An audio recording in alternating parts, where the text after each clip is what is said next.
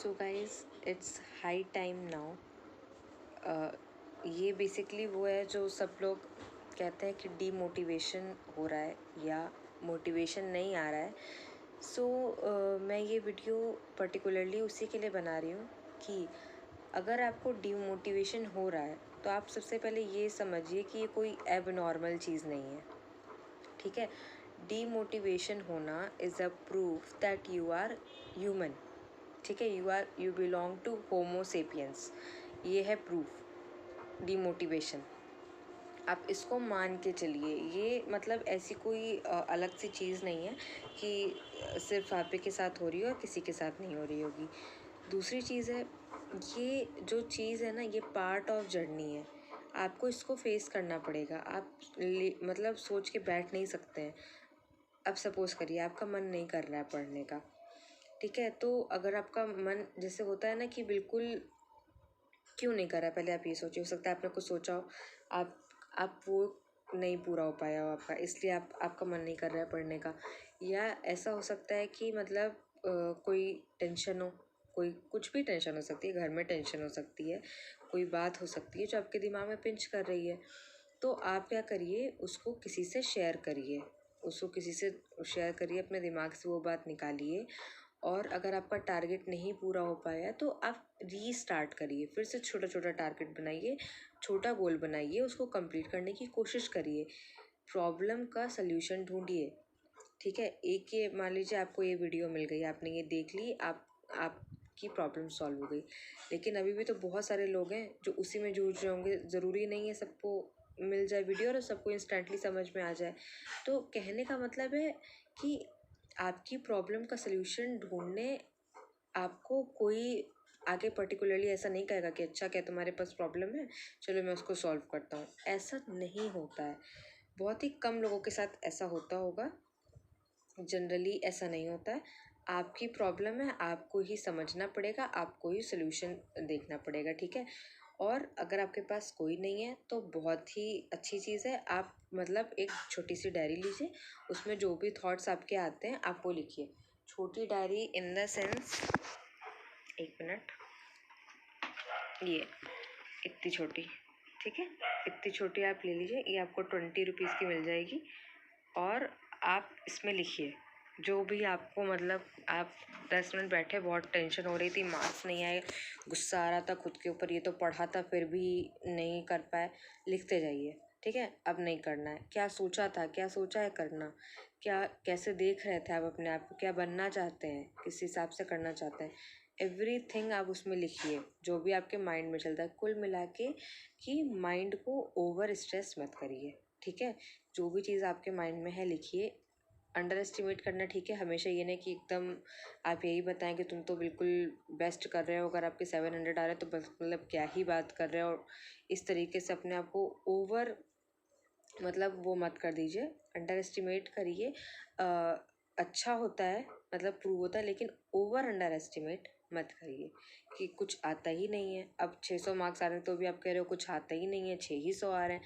थोड़ा अपने आप को मतलब अप्रिशिएट करिए कि आप कभी 400 आ रहे थे तो अब 450 आ रहे हैं, 450 आ रहे थे तो अब तुम्हारे 500 आ रहे हैं, तुम्हारे 550 भी आएंगे, 600 भी आएंगे, 650 भी आएंगे।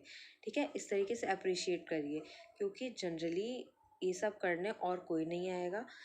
और मतलब अगर आपको जैसे होता है ना कि बहुत ज़्यादा उस तरीके का घर में मतलब इन्वायरमेंट नहीं है, उस तरह की अवेयरनेस नहीं है, कॉम्पिटिटिव एग्ज़ाम एक अलग सा स्ट्रेस देता है। ठीक है, ये आपको, आप इसको मानिए। लेकिन जनरली मतलब जैसे किसी के घर में उस तरीके की लोगों ने प्रिपरेशन मान लीजिए नहीं की है, तो लोग उस तरीके से नहीं समझते हैं। लोग आपको वैसे ही 11th-12th की तरह मतलब डील करते रहते हैं कि पढ़ाई चल रही है, पढ़ाई चल रही है।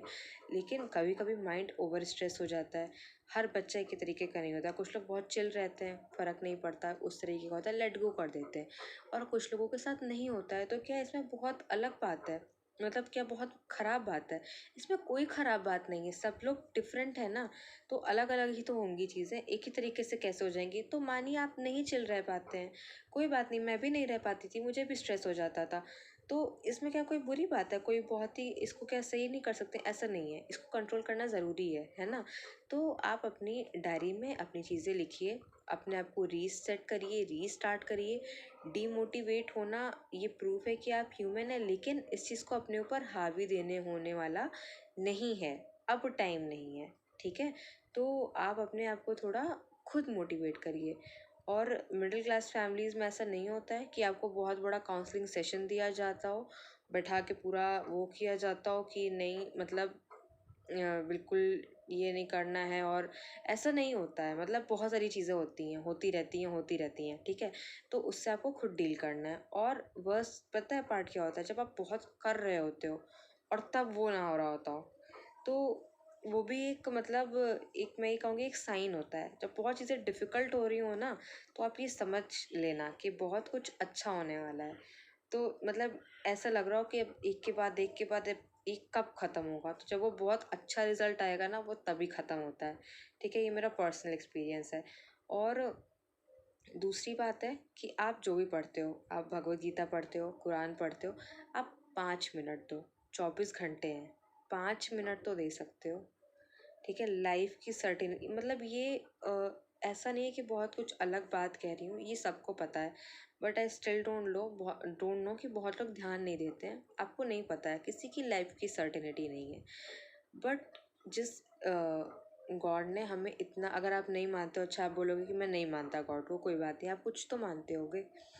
मतलब एक सुपर पावर, मदर नेचर, कुछ तो मानते होगे। तो जिन्होंने इतना कुछ दिया है कि आप उनके लिए 5 मिनट नहीं निकाल सकते। अब ज़रूरी नहीं कि 5 मिनट एकदम आप बैठ जाओ पूजा घर में तभी हो। 5 मिनट आप कहीं भी दो, आप बैठ जाओ अपने कमरे में, बैठ जाओ पूजा घर में, बैठ जाओ, 5 मिनट दो, ठीक है। कुछ भगवान को थैंक यू बोलो कि आपने मतलब मुझे ये दिन देख, मतलब ये दिन मैं फिर वापस देख रही हूँ। तो ग्रेटफुल कहने का मतलब है for every day be grateful to God. और अगर आप मतलब टाइम दे सकते हो तो 5 मिनट ज़रूर आप अपनी होली बुक पढ़ो, बीट कुरान, गीता, जो भी आप पढ़ते हो, ठीक है, बाइबल हो, रामायण हो, जो भी पढ़ते हो, इसका इफ़ेक्ट बहुत ज़्यादा होता है, मतलब बहुत ज़्यादा होता है।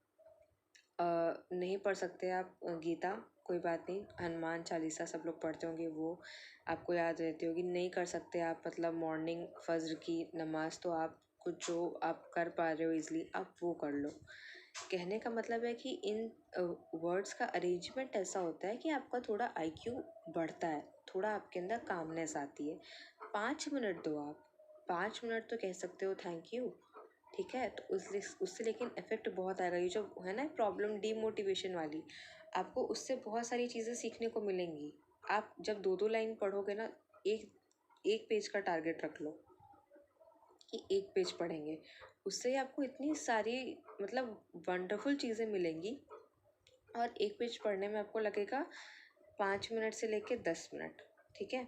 तो आप इंग्लिश में ले लो, हिंदी में ले लो, आपको जो सही लगे उसमें ले लो और उसको करना स्टार्ट करो। Thank you and like for more videos.